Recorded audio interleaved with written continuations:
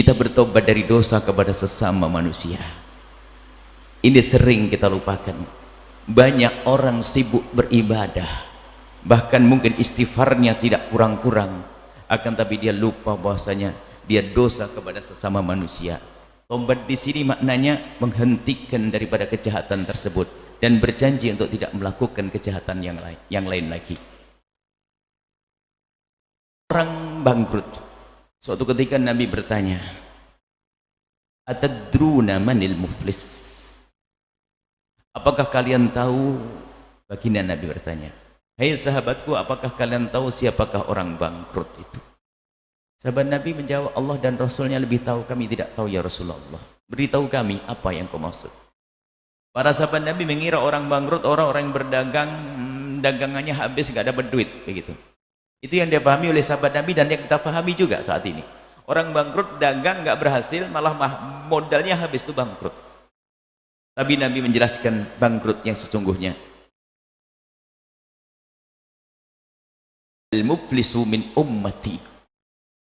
Orang bangkrut dari umatku adalah man ya'ti yaumal qiyamati, datang di hari kiamat, seolah-olah dia bisadaq bizakatin wasyamin, bisolatin wa zakatin wasyamin. Masya Allah, datang ke hari kiamat nanti punya amal ibadah yang namanya zakat. Puasanya banyak, bukan sekedar puasa Ramadan, sunnahnya banyak, sholatnya banyak, ibadahnya banyak. Masya Allah, orang ini ibadahnya banyak, rajinnya, setengah tahajudnya nggak putus-putus. Masya Allah, datang di hari kiamat dengan pahala yang banyak, tapi waqad daraba hadza wa syatama hadza wa qadhafa hadza wa akhadha mal hadza. Tapi di dunia dia suka dolim kepada sesama, sesaat memukul si B, mencaci si C, mengambil harta si B, kerjaannya nyakiti orang. Orang ini katakan bangkrut kenapa? Yu'ta hadza min hasanatihi.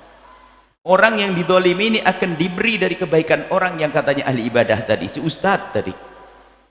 Ustadz yang ahli ibadah yang pahalanya banyak, seolah-olah kayak ahli surga. Wah, berlenggang ahli surga. Karena bicara umroh, saya berkali-kali umroh. Tahajud, waduh, nggak pernah putus. Puasa Senin Kemis, tambah puasa yang lainnya. Wah, hebat. Tapi telah banyak kesalahan kepada manusia. Wa yu'ta hadza min hasanati. Wa hadza, orang yang didolimi ini diberi kebaikannya. Jadi orang yang didolimi diambilkan dari kebaikan. Orang yang katanya ustadz ahli ibadah diambilkan dari kebaikannya. Yang ini diambilkan jarak. Yang pernah dicaci diambilkan kebaikannya. Sampai kebaikan orang yang katanya seolah-olah di surga, hatta faniyat hasanatu, sampai habis kebaikannya. Qabla yuqda ma alaihi, sebelum diberesin utangnya. Karena banyaknya berbuat zalim, habis amalnya. Setelah habis bagaimana? Faturihat min khotoyatihi, min sayyiatihi. Akhirnya apa? Karena sudah habis kebaikannya, turihat min sayyiatihi. Akhirnya apa? Dari dosa-dosa orang yang dizalimi, diambil dosanya, ditumpangkan kepada orang yang katanya ahli ibadah, sampai numpuk dosanya lalu dilemparkan neraka jahanam. Bayangkan di dunia seolah-olah kayak ahli surga, bicara tentang ibadah, wah luar biasa ibadahnya, luar biasa kebaikannya, Masya Allah. Akan tapi ternyata dengan manusia tidak baik, maka akan habis amalnya, digunakan untuk membayar kezalimannya, membayar kesalahannya. Sudah begitu habis amal baiknya, belum kebayar semuanya. Akhirnya apa? Kejelekan dari orang yang dizalimi ditumpangkan kepada orang yang katanya ahli ibadah, lalu dilemparkan neraka. Dan ini disebutkan Nabi, berarti pasti ada dan akan ada orang semacam itu, dan semoga itu bukan kita. Makanya bagaimana langkah kita sekarang? Kita merenungi siapa kira-kira yang pernah kita dolimi. Maka jangan tertipu dengan ibadah saja, hai para wanita. Karena ada dikisahkan dalam hadis seorang perempuan diceritakan di hadapan bagi Nabi, imra'atan tudkar bi kasrati sholati wasyami. Ada dikisahkan bahwa ibu yang solehah, seorang perempuan yang dikatakan banyak ibadahnya, sholatnya banyak. Mengagumkan cerita itu, wanita solehah, seolah-olah tahajudnya kalau sholat mungkin nangis, doa duha, Masya Allah ibadahnya banyak. akan tapi punya kebiasaan khairan annalaha syai'an tu'di bihi jiranaha wa fi riwayatin bilisaniha. Cuma perempuan ini punya kebiasaan kalau ngomong nyelekit sama tetangganya, nyelekit, suka nyakiti tetangganya dengan lesannya. Kalau ngomong nggak mikir, celekat-celekit. Apa sabda Nabi? Spontan dijawab, la khaira fiha, nggak ada baiknya perempuan itu, innaha min ahlin nari, dia termasuk golongan ahli neraka. Imam Ghazali mengingatkan dalam kitab Al-Kashfu wat Tabyin, godaannya ahli ibadah itu adalah celekat-celekit kalau ngomong. Ayo hati-hati, jangan sampai ibadah kita menjadikan kita tertipu sehingga sama orang gampang merendahkan. Ya Allah, celekat-celekit, seolah-olah merasa dia sudah punya surga, petentang-petentang nafsani bawa surga, sehingga kalau ngomong sama orang seenaknya, merendahkan orang, pembantu direndahkan, tetangga direndahkan, seolah hati-hati. Sekarang harus kita sadari, atau kita berusaha untuk sadar, merenungi siapa-siapa kira-kira yang pernah kita zalimi. Harus kita beresi di dunia ini sebelum kita mati. Jangan sampai kita membawa dosa kepada sesama. Dosa kepada sesama itu lebih berat dan tidak akan selamat kecuali kita mendapat ridha dari orang tersebut. Maka ayo kita cari dulu, merenung dulu. Sama seperti yang kami sampaikan semalam, kita harus menyadari kalau kita ini salah. Dan kunci pertama untuk menghasilkan perilaku yang baik di kedepan hari. Kalau orang selalu berpikir jangan-jangan aku berbuat salah, ke depan hari susah dia berbuat salah. Yang repot orang berbuat salah nggak sadar, tetap saja dia nyakiti orang. Naudzubillah. Sebab ada orang itu ngomong nyelkit nggak sadar, memang modelnya begitu.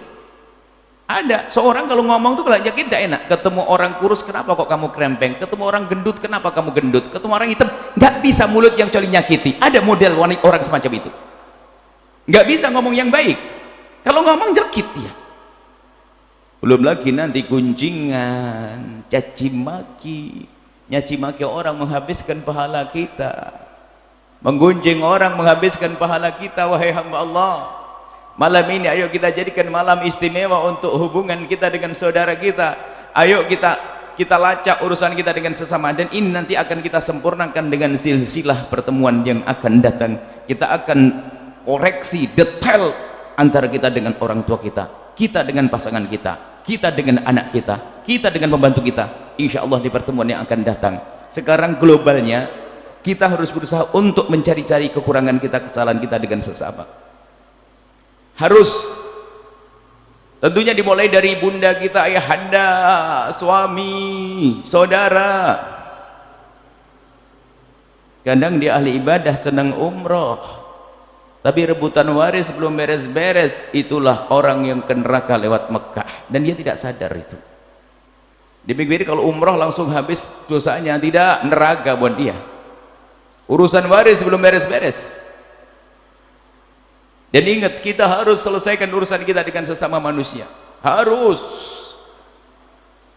kita menyadari kesalahan, kemudian setelah itu kita berjanji untuk tidak mengulangi. Kita harus menjalin hubungan baik dengan mereka.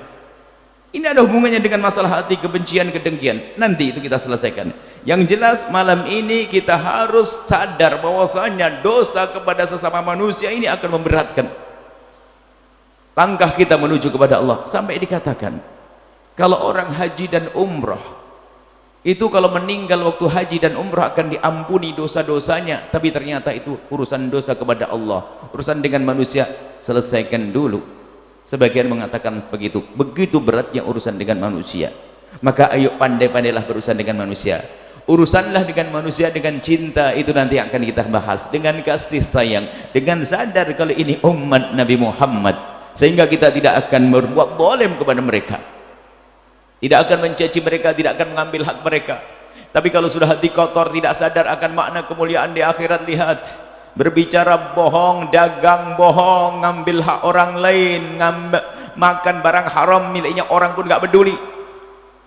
Ayo kita merenung, hei hamba Allah, takutlah kepada Allah, jangan sampai kita punya kezaliman kepada sesama manusia.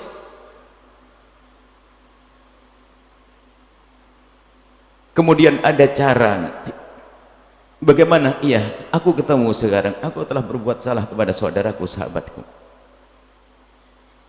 Bagaimana cari minta maafku? Nah ini perlu. Misalnya naudzubillah, aku pernah mengambil duitnya dia, berbeda dengan aku pernah menggunjing dia. Cara tobatnya beda. Kalau tidak mengerti cara tobatnya salah, mohon maaf. Kalau kita pernah mengambil duitnya seseorang, maka cara mengembalikannya mah gampang, cari nomor rekeningnya, kita transfer. Dan tidak perlu ngomong-ngomong, kalau ngomong nanti malah rame, hilangnya 10 juta, kenapa 5 juta kembalinya? Akan kacau nanti. Yang penting kita kembalikan. Makanya siapapun yang saat ini memegang duitnya orang lain, lepaskan dari kocek kita. Biarpun kita titipkan di orang atau bagaimana, jangan sampai kita mati ternyata akan diwaris oleh anak-anak kita. Naudzubillah.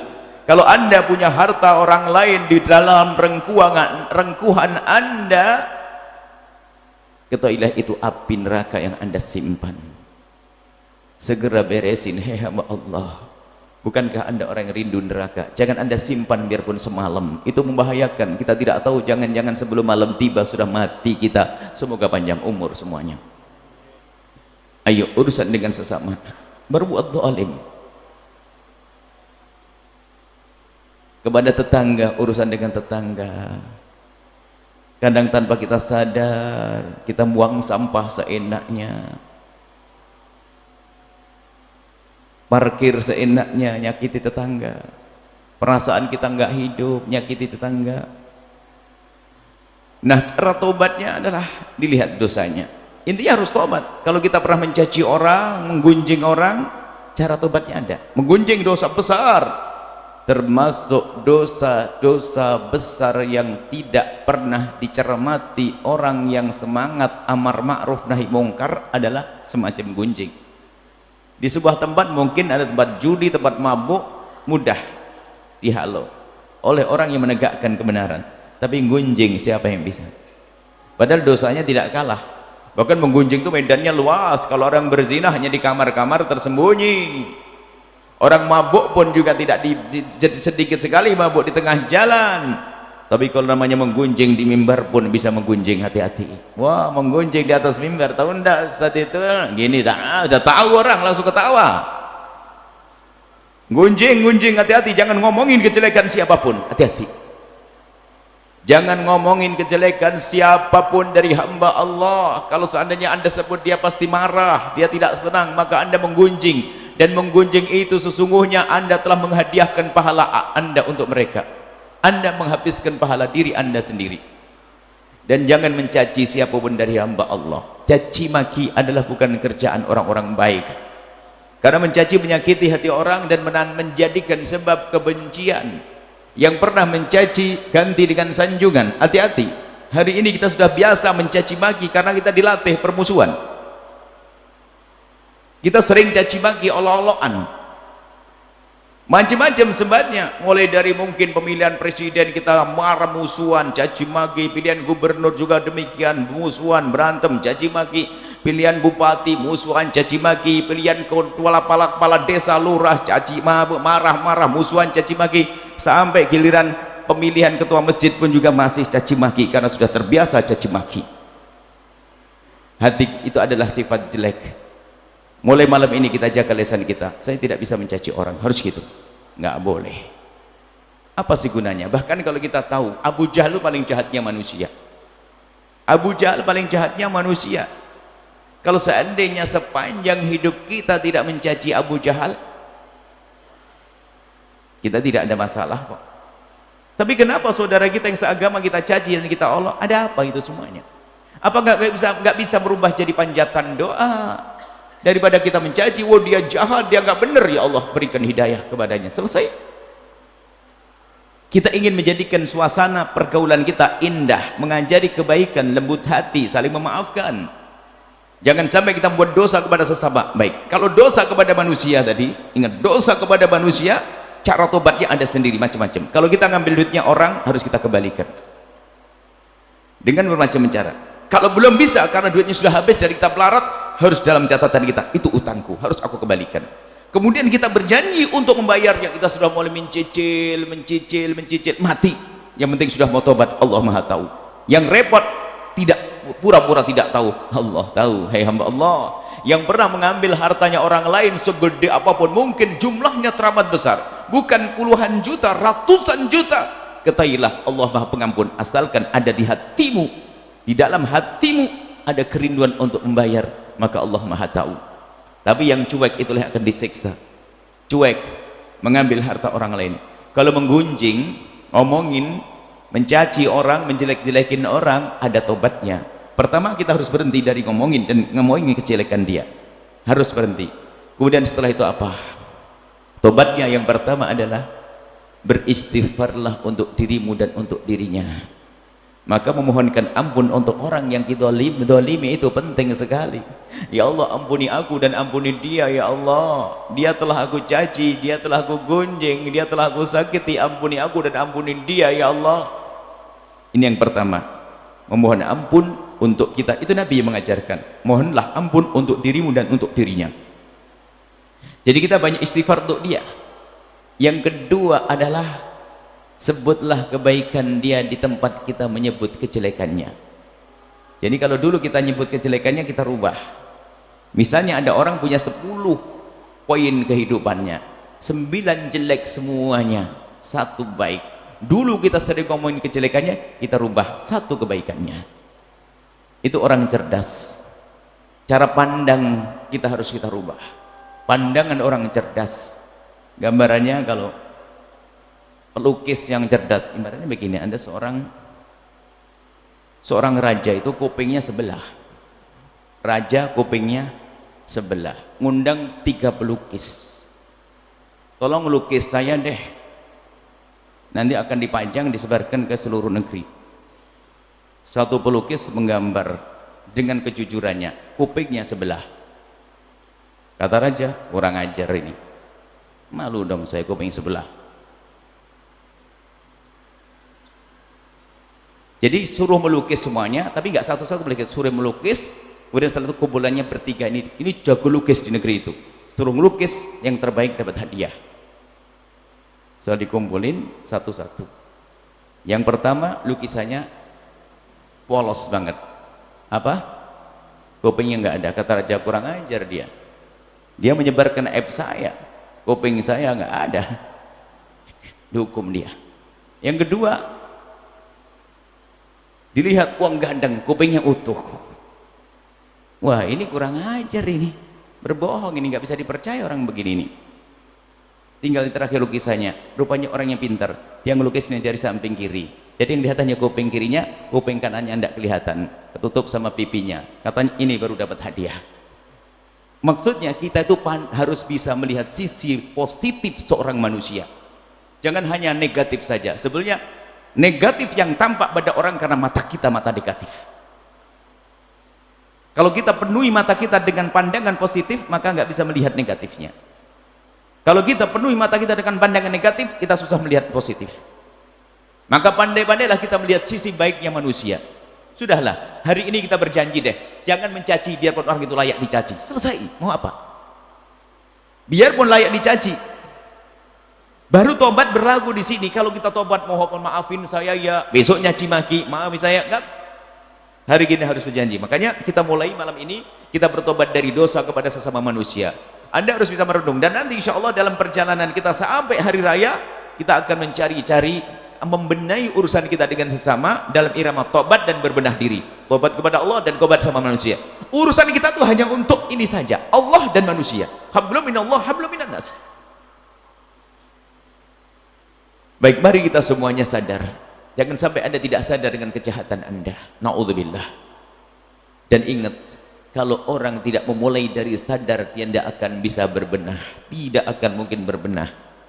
Menyadari kita sering ngomong sama tetangga, saudara, sanak kerabat dan sebagainya. Pernahkah Anda ngomong, bisnis sama orang lebih mudah daripada kepada saudara? Pernah Anda ngomong begitu? Sebetulnya Anda sudah menjadikan saudara Anda adalah orang jauh dari Anda. Kemudian memang saudaranya jahat, berarti Anda saudara yang nggak benar. Kenapa jahat sama saudara? Saudara itu penting, silaturahim. Menyalin silaturahmi adalah hal yang penting. Nanti insya Allah kita bahas.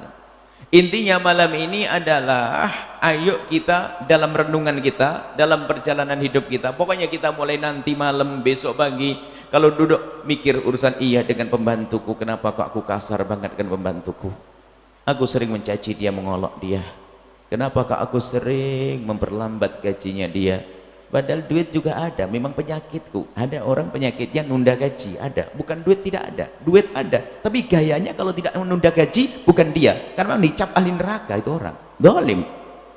Ada orang itu modelnya nunda gaji. Bukan duit tidak ada, ada. Memang modelnya begitu. Tidak tahu kenapa, memang penyakitnya begitu sama menunda bayar utang. Duit ada, tapi bayar utang nanti-nanti ngentengin. Na'udzubillah. Kita segera laksanakan haknya orang, kita tunaikan, kita bayar. Urusan dengan manusia tolong selesaikan, ya hamba Allah. Siapa kira-kira yang pernah kita sakiti? Tetangga kita. Apa yang telah kita lakukan nyakiti tetangga kita, saudara kita, mantan istri, mantan suami. Ini kadang-kadang dilupakan, sehingga karena belum diberesin urusannya ini, sehingga berlanjut kejahatannya. Kalau sudah mantan suami, dicaci terus sama mantan istri di depan anak-anaknya juga. Lihat, sudah cerai, padahal sudah cerai, anaknya mau diracuni. Tahu enggak bapakmu dulu, bapakmu begini karena belum damai hatinya, sehingga tetap anaknya pun dijadikan ahli neraka untuk bisa membenci ayahnya. Seorang ayah pun juga begitu, karena marah dengan mantan istrinya, sang anak pun diracuni untuk benci pada ibunya. Lihat, berkembang ya dosa kepada manusia. Baik, malam ini insya Allah kita akan berdamai dengan manusia. Kalau sudah Anda bisa berdamai dengan manusia, maka selesai kisah Anda, aman, berdamai dengan Allah dan berdamai dengan sesama manusia. Adapun berdamai dengan sesama manusia itu sebetulnya nanti akhir halaqat, yaitu di saat kita akan apa? Akan silaturahmi. Cuman sekarang ini muqaddimahnya saja ya, semuanya harus berusaha. Tidak, nah, jangan memikirkan kesalahan orang kepada Anda. Yang menutup kita untuk melihat kesalahan kita adalah di saat kita gampang melihat kesalahan orang kepada kita. Jangan mikir orang itu berbuat, sudahlah, jangan mikir orang itu berbuat salah kepadaku, dia jahat kepadaku, dia menyakitiku. Jangan. Sekarang kita pikirkan, aku telah menyakiti siapa? Aku menyakiti siapa ini? Kita sering tidak sadar ini semuanya karena kita sibuk ngurusi orang nyakiti aku, nyakiti aku, nyakiti aku, nyakiti aku. Nanti pembahasannya nanti bagaimana kita menjadi orang lapang hati, mudah memaafkan. Baik, jadi pertama adalah kita mencari-cari kesalahan kita kepada siapapun dari bangsa manusia. Lihat, lacak semua manusia, kesempurnaannya nanti silsilahnya. Yang penting kita sekarang mulai, sudahlah, jangan nunggu nanti kita pulang sampai mikir. Iya sih, ingat menghabiskan pahala, menghabiskan pahala, dosa-dosa menghabiskan pahala, kezaliman. Dan kadang tertipu dengan ibadah yang banyak, kayaknya ahli ibadah, ternyata kosong, pahalanya enggak ada karena dia telah banyak jahat kepada manusia. Dan sebaik apapun orang itu ibadah urusannya dengan Allah, tapi kalau dengan manusia tidak baik, dia bukan termasuk orang yang bertakwa, bohong dia, Allah marah.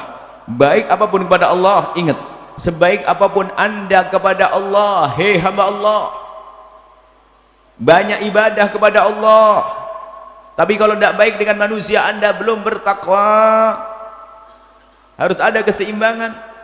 Begitu sebaliknya, biarpun Anda baik kepada manusia, wah luas, lemah lembut, tapi nggak baik kepada Allah, subuhan enggak, duhuran enggak, belum orang bertakwa. Orang bertakwa keseimbangan, dia kepada Allah baik. Kemarin kita berdamai kepada Allah, malam ini dengan sesama manusia. Harus malam ini kita berdamai dengan sesama manusia. Insya Allah semuanya merenung urusan dengan siapapun, dan nanti dalam munajat akan kita bawa ini semuanya ya. Bismillah, tata hati, tata hati, tata hati. Jangan sampai kita punya dendam kepada sesama, jangan sampai kita ada kesombongan. Jangan sampai ada kesombongan. Kadang sombong itu menjadikan kita susah meminta maaf. Dan ingat, jangan meminta maaf hanya di saat Anda merasa bersalah.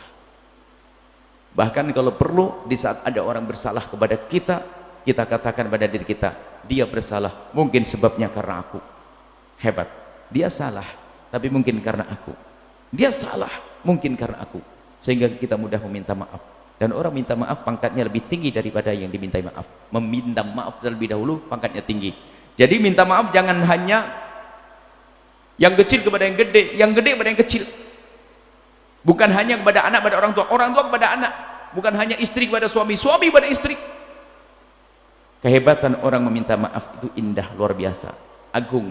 Sehingga jika ada dua orang bersengketa, maka yang paling agung di hadapan Allah nanti yang memulai terlebih dahulu untuk berdamai. Berdamai, tanda kemuliaan dia, keistimewaan dia, insya Allah. Ini saja yang bisa kami hadirkan pada kesempatan ini. Setelah Anda menyaksikan video ini, jangan lupa berselawat kepada baginda Nabi Muhammad sallallahu alaihi wa alihi wa sahbihi wasallam.